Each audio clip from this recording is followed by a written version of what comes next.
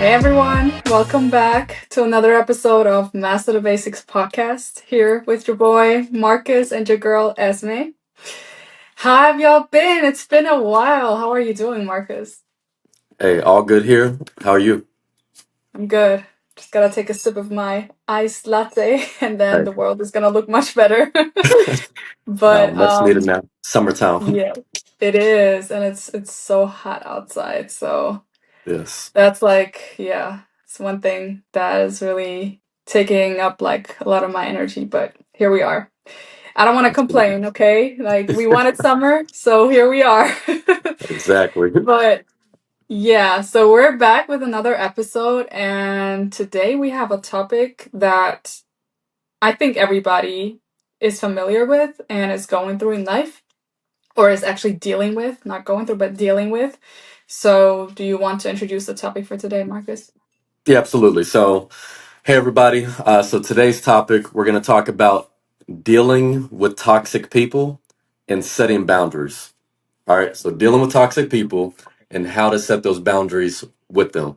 So, like Esme said, that's a topic that we all deal with. So, we got a couple questions that we're going to cover here, and let's just talk about it.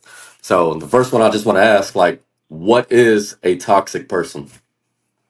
Hmm, that's a good question. There are like different factors as to how I would define a toxic person.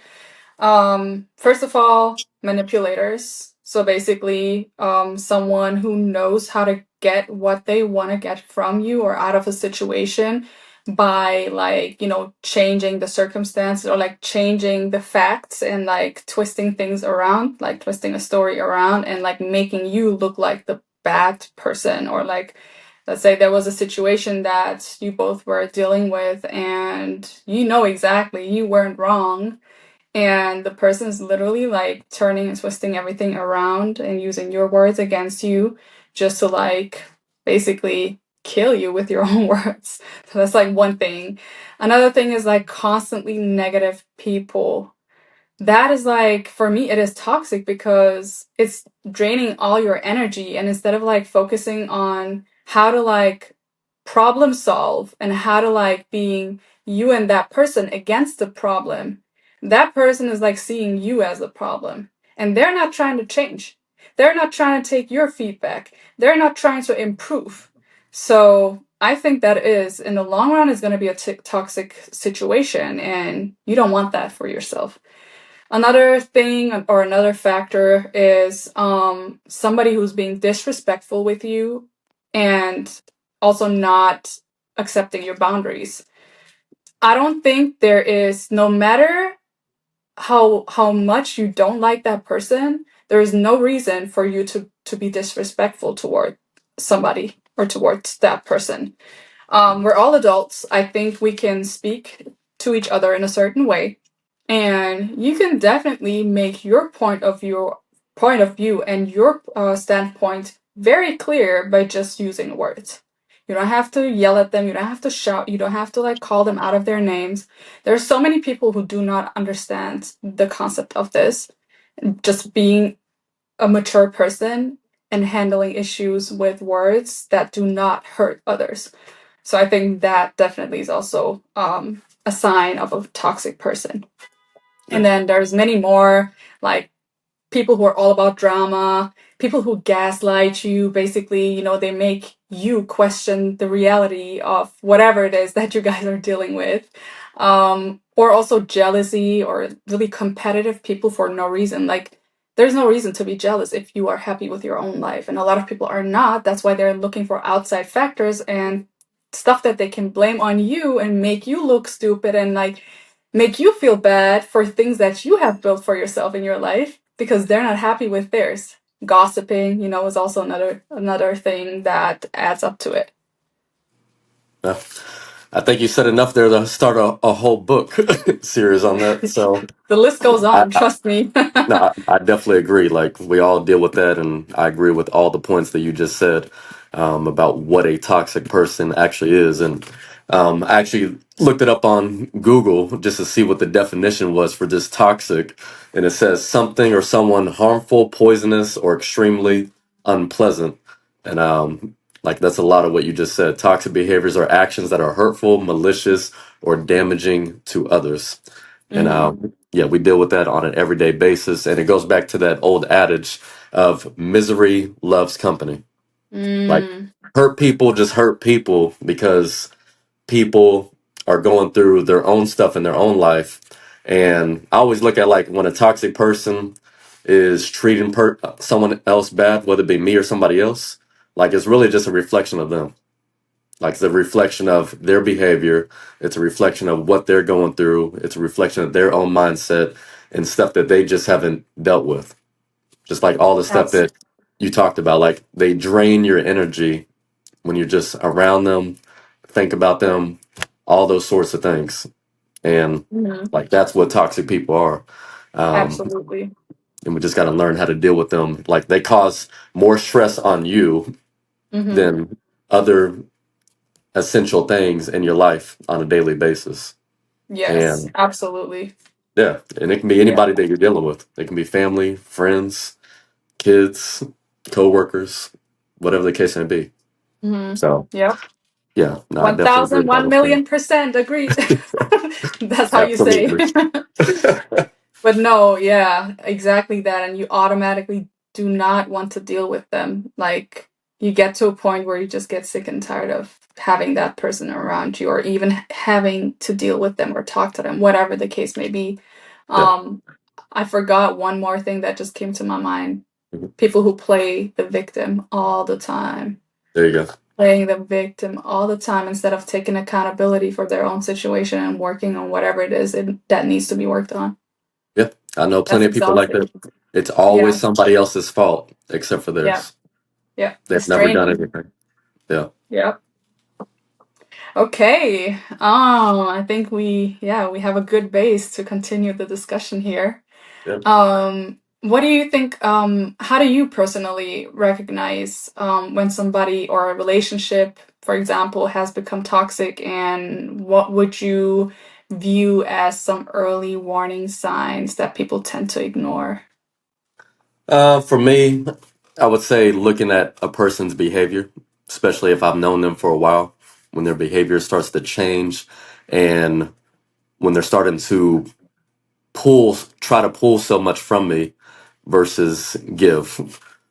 Like that 50-50 give and push is just not there anymore, and they just want, kind of go back to that they try to drain your energy type of thing. Or I've had several people in the past and still some now that they only tend to come to me when they need like money or something like that. Like our relationship is built around a contingency around something that they need all the time, whether Mm-hmm. they got to pay a bill or they want to go pay rent or go travel somewhere. Oh, can I borrow $200? And then say I'll pay you back this amount of time, and then they go 3 months without even saying a word to you. And then, oh, can I borrow $400? I'm like, but there's no relationship back and forth anymore. There's no getting to know each other. There's no hanging out anymore. It's just, I need this from you. But if you don't do it to me, I'm going to start treating you a certain way. And you see their attitude just shift Mm-mm-mm. immediately. Because Mm. the biggest thing is learning how to tell people no. When you Mm-hmm. start to learn how to tell people no, you start to see the true them in all Absolutely. your friendships that you deal with, coworkers, like all those sorts of things. That's normally what I look for when I see like early signs in that relationship, and you know what I see in other people with the warning signs when those relationships start to become toxic. Well, what I personally dealt with, that's typically what will happen. It's Mm-hmm. a behavioral shift and the energy shift, and it just pull. And when you're around that person, it just doesn't feel right anymore. Or you're not as outgoing around that person anymore. Like you walk into a room and your energy just instantly feels drained, or you start shutting down. You're not yourself around that Yeah. person. I think if I may add to it, if you feel like you're constantly walking on eggshells with someone, you constantly have to be careful what you're saying because next thing you know, they're gonna snap back at you. Yeah. I think that's another sign. Or you constantly find yourself pouring into them, but they never pour back into you. They only like reach out or come to you because they need something. Like they take advantage of you, you know? So that's why it's even more important to set boundaries and Yep. tell them no, or like ask them to respect your time and energy or whatever it is that, you know, that they're disrespecting. Yeah, And if they don't act on it, if they like, usually it's a sign if they react in an emotional way, you know that it's not you. You know it's them. It's not you. exactly. That enemy spirit got inside of them. Yes. So, okay. That brings me to another question. Do you think, because you know, I'm always trying to view things from different perspectives. Do you think that we attract toxic people because we have maybe some unresolved parts of ourselves, or do you really think it's only setting boundaries and, you know, having self-worth? Or what is your take on that? I would say a little bit of both, but I would say a lot of the times we attract toxic people because we haven't dealt with a lot of trauma that's happened in our past as well. Like toxic people are going to be toxic people. I think sometimes we can tend to attract the wrong person to us, whether it be in a friendship or relationship or marriage or whatever the case may be, Mm-hmm. based on stuff that could stem back to childhood that we just never dealt with, whether it be any type of traumatic experience that we had, failed relationships growing up as a teenager Mm-hmm. or early 20s or mid 20s, and all those sorts of things. This even stuff like with your parents or kids or siblings or whatever the case may be. Like if there's something unresolved that had a toxic issue and you never set a boundary your entire Mm-hmm. life, then when you take that into other relationships, you could be attracting that type of person all the time without even thinking about it or without even knowing. And I think a lot of times we diminish ourselves over the years of thinking that way. And that's where the self worth part comes into play because we don't see ourselves as worthy to have a much better person in our lives because we only know what we were taught. We only know what we were around. We only know the environment that we come from, like all those sorts of things. And then you don't even see yourself with the correct self worth. Like if you don't Mm-hmm. love yourself, why would another person love you? If you don't Mm-hmm. like the way you look, why would another person like the way you look? Like that's why that self worth part is big. But I also think like there is resolved parts that we just never dealt with that leads up to the self part over all the years that have just accumulated over time that people just don't deal with, and myself included over the years as well. That's something I had to do a lot over the last year and a half, is just reflect back on a lot of stuff in my life and why I had toxic people around me and what I needed to do to start putting those boundaries in place and fix all those sorts of things going forward, to have the right type of people around me and to attract the right type of people around me, Mm-hmm. whether it be from a Ooh. physical standpoint, a mental standpoint, spiritual standpoint, Yeah. financial standpoint, emotional standpoint, like all those sorts of things will start to attract the right people when you start moving in that aspect. Mm-hmm. Yeah. Oof. That hits home for sure. I can totally relate. It's similar for me to just to add to that. You know, a lot of work that I have put in to like pour into myself, to, you know, work on myself, not let others take advantage of me, because, you know, I feel like you and me are very similar in this aspect. Like we are good human beings. Like we're decent people. We're offering help. We're offering help to people who are in need. But just overall, we just like to support others and, you know, pour back or give back in different ways. But I think it's really important to love yourself enough to know when to say no Mhm. and to set clear boundaries. And for me personally, this has been a thing that was really difficult to do, because I would constantly think, oh, they're not gonna like me, oh, I'm gonna lose people like friends, and I always wanted to be liked by everyone, but it's okay. You don't have to be liked by everyone because you're not for everyone. And not everybody is for you. And I think to realize that fact, that has been really a game changer for me personally. Because you save so much and so much of your own energy and time, and use that for more, for things that make more sense for your own life, and pour that into the people that are close to you, your friends, your family. Um, yeah, I think that's like one thing that really resonated to me as well when you were like talking and telling us about, setting clear boundaries and working on yourself. Yeah. And you mentioned boundaries a couple times in there, and I actually want to ask you a question around that, Hmm. just to finalize this conversation. Like what type of boundaries do you recommend putting in place when dealing with toxic people? What type of advice Hmm. would you give? Hmm. I mean, there are different type of boundaries that you can set. It all really depends on the specific situation that you're in. You can set emotional boundaries. For example, if you're dealing with someone who's constantly negative or who's constantly like dumping their stuff on you, you're not their therapist. So you can set a boundary there and be like, hey, this is draining for me. I Hmm. feel like you should get some professional help, just for example. Time related boundaries. Somebody's constantly like, taking advantage of your availability and not respecting that or not appreciating that even. Then I think it's time for you to move differently and not be as available. Or another one is communication. I've dealt with that many times before, and we quickly touched on it earlier in this episode, where I was saying like you don't have to be okay with people talking to you some type of way. Hmm. So I had those type of situations before where I didn't like how somebody was talking to me in a very disrespectful way, or they would raise their voice. And this happened to me in professional environments too, like at work. And sometimes I would just freeze because I wouldn't know what to say in those moments. Yeah. But later on, I would be like, I could have said this and that.